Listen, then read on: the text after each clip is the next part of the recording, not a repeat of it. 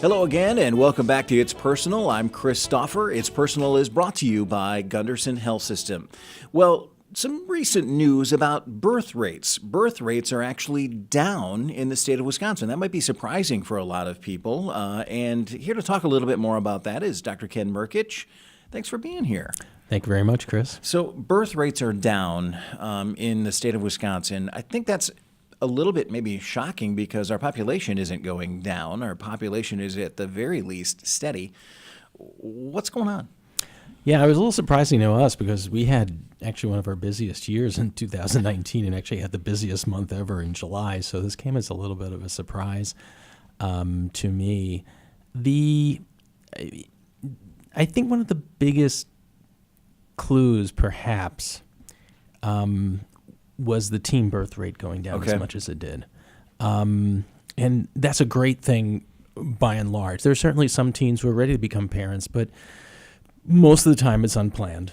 And my suspicion is that more and more teenagers are who choose to have sex, are choosing more effective forms of contraception, such as IUD or the implant. We know that the pregnancy rates are extraordinarily low with those, and we know that as a percentage of contraceptive use, those are increasing every year. Is this education that young people are educated at an earlier state, or is it just that they're choosing to be smarter than maybe previous, maybe decades ago?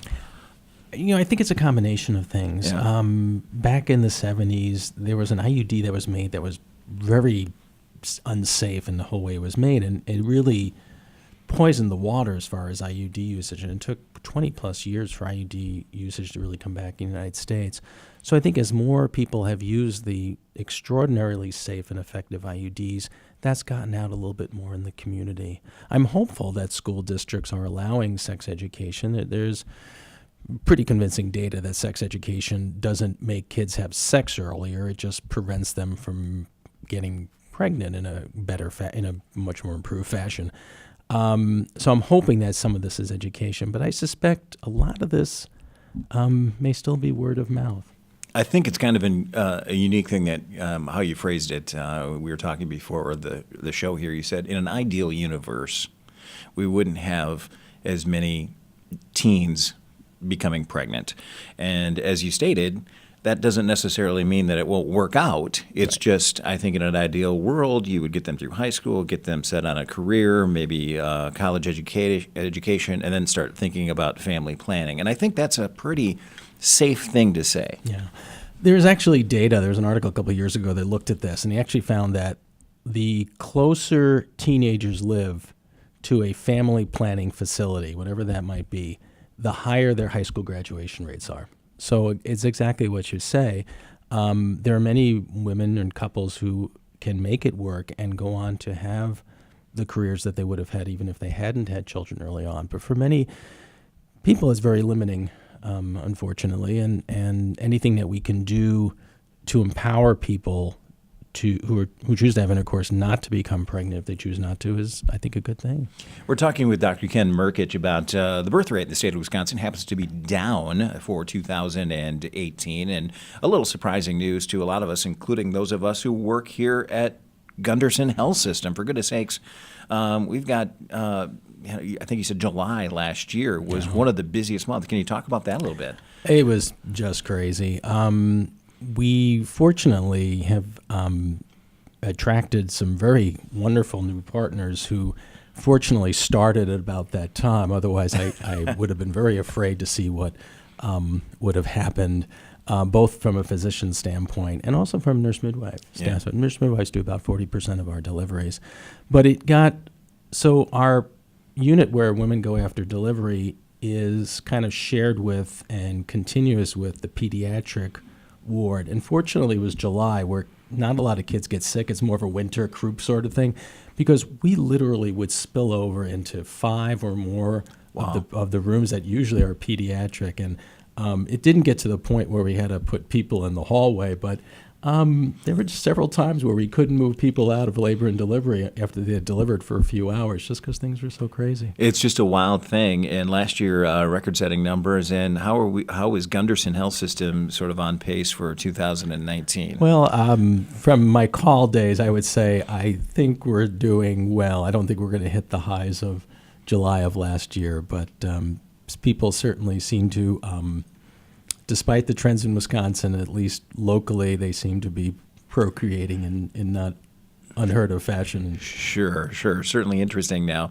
A lot of speculation. I happened to be up in the labor and delivery area yesterday and was talking with some of the nurses there, and they're already talking about this winter of 2018, 2018 into 19, and what the impact or the potential impact could be for babies. Sure. Is that a reality? It is actually. So I grew up in New York City, and I remember the blackout of 1965. It was one of my earliest memories. And then after I went into obstetric gynecology, I remember reading about that. About 9 months after the blackout, there was definitely a spike in deliveries in the New York area. So I think that definitely does happen. It remains to be seen if we'll see that. But it wouldn't surprise me. Yeah, I know the nurses were certainly believing that, and several of the physicians up there, too, were certainly not, I'll say, not avoiding the speculative nature of it all, too. So where do you think the trends are going to be? Do you think that when we start talking about Wisconsin teens and maybe that being an impact, fewer teens in pregnancy, do you think that that's going to be a trend for the future, that it will, the Wisconsin birth rate will continue to at least maintain where it's at? Or do you have any, you want to pull out your crystal ball and start talking about what's going to happen in the future? I think it's hard to say, and I hate to speculate. I think we'll get some good information from the census that'll be coming up. Has there been a net move of individuals out of Wisconsin, or is one of the reasons the birth rate has gone down is because, in general, the population in Wisconsin is becoming older. Are there not not people coming in? The job situation in Wisconsin, people tend to go where there are jobs, and right now, I know there's been a lot of movement to the Dakotas because of the oil industry, and also to Texas and the Permian Basin, and that may be driving some of this, that maybe younger people who are more likely to have children are moving to areas where there are other jobs. So it's hard to say. I think the census will give us some information. Yeah, certainly interesting to, while we don't want to speculate, it is kind of fun to speculate a little bit. Well, Dr. Merkitch, we're out of time, but we want to thank you for joining us, talking about teen birth rates, and appreciate your time, and good luck in labor and delivery. Thank you very much, Chris. Especially in the next several weeks as the storms and the winter of 2018-19 maybe becomes a reality later this year.